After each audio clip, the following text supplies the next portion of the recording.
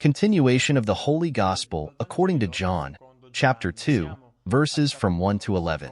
At that time, there was a marriage in Cana of Galilee, and the mother of Jesus was there. And Jesus also was invited, and his disciples, to the marriage.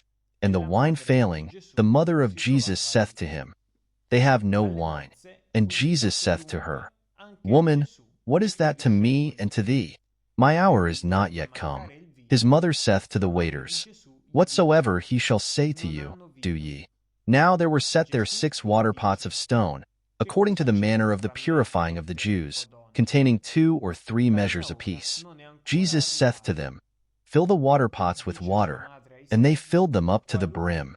And Jesus saith to them, Draw out now, and carry to the chief steward of the feast.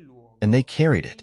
And when the chief steward had tasted the water made wine, and knew not whence it was, but the waiters knew who had drawn the water, the chief steward calleth the bridegroom, and saith to him, Every man at first setteth forth good wine, and when men have well drunk, then that which is worse.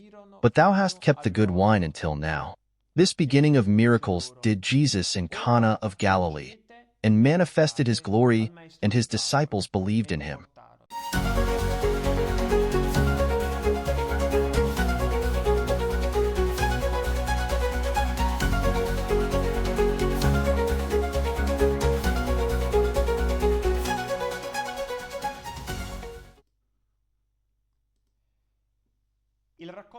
The story of the wedding at Cana, reported by St. John the Apostle and Evangelist, introduces us to the first public sign of Jesus, a term that John carefully chooses. In the Johannine context, the term sign has a precise theological value, indicating an event that not only reveals the identity of Jesus, but also invites the witnesses to respond. It is not a simple miracle, but a sign, an act that points to a higher and hidden reality, the divine nature of Christ.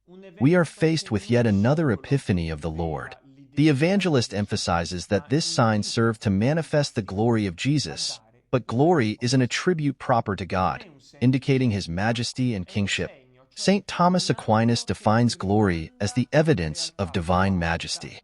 To magnify God, to increase the glory of God, means concretely to evangelize, to make known to the world that God exists, provides, and saves. The increase of God's glory is therefore a supreme goal for us Christians. The more people know God, the more his glory shines on earth. This first sign takes place in a highly symbolic context, that of a wedding. In biblical language, marriage is the image of the mystical union between God and humanity. The Church itself is described as the bride of Christ, and the Eucharist is its daily wedding banquet. What better place for Jesus' first public sign? The name of the village, Cana, which means purchase, offers us another point of reflection. Humanity, fallen due to original sin, cannot regain the lost grace. Only Christ, through the sacrifice of the cross, can accomplish this redemption and restore divine grace. A crucial element in this gospel passage is the intercession of Mary. During the banquet, the wine runs out, a biblical symbol of divine grace, which gives joy and enlivens the relationship of friendship between God and man. Without grace, man falls into a state of mere creatureliness, loses the likeness of God, and becomes incapable of rising above his material condition. Mary, an attentive observer of human needs, notices the lack of wine, that is, the absence of divine grace in humanity, of which she is instead full, as the angel revealed at the moment of the incarnation. With a maternal heart, she intercedes with her Son. In this way, the evangelist emphasizes Mary's unique and precious role as a mediator between humanity and Christ. Mary does not act to impose, but to indicate with gentle firmness the need for divine intervention, thus prefiguring her continuous intercession in the history of salvation, in the history of the Church. Here emerges Mary's unique role in the economy of salvation. She is certainly not the source of grace, which comes exclusively from Christ, but she is the mediator who supplicates and intercedes for humanity. Jesus' response, "What is that to me and to you, woman?" is often misunderstood.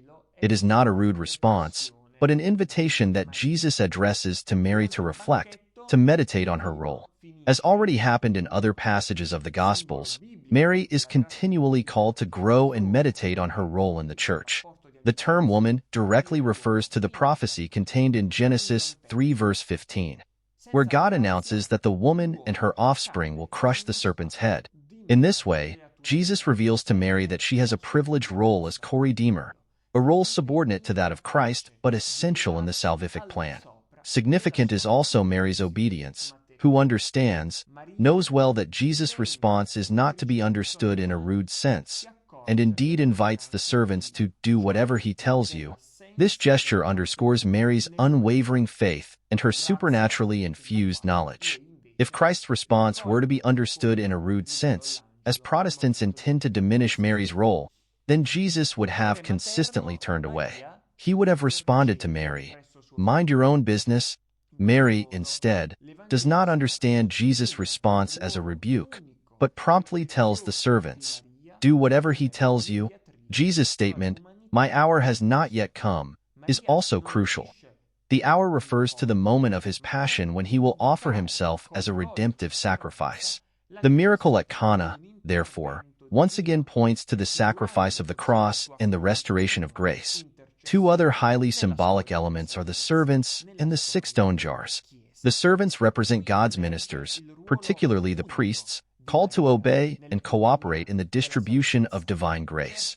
The jars, used for ritual purification, recall the rite prescribed by the Mosaic Law, which required the use of water for the purification of sins and access to communion with God. Cf. Exodus 30 verses 17 to 21. Leviticus 14.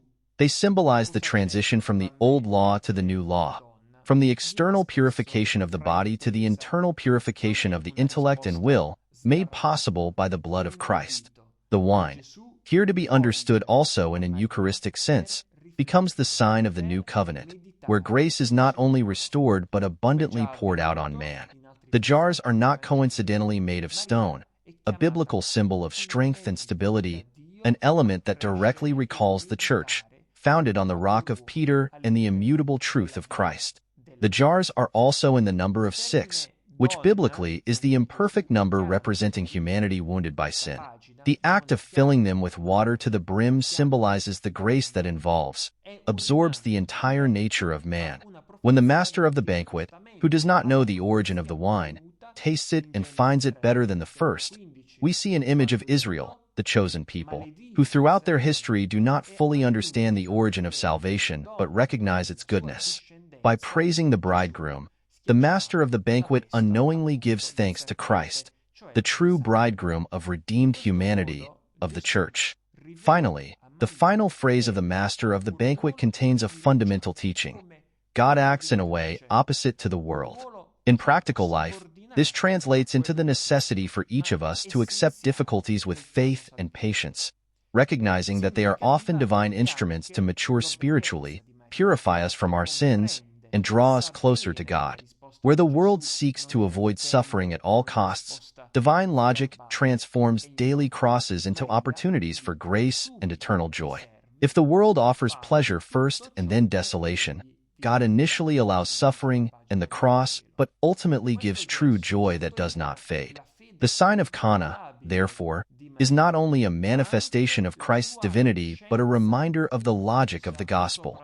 From the cross to glory, from lack to fullness.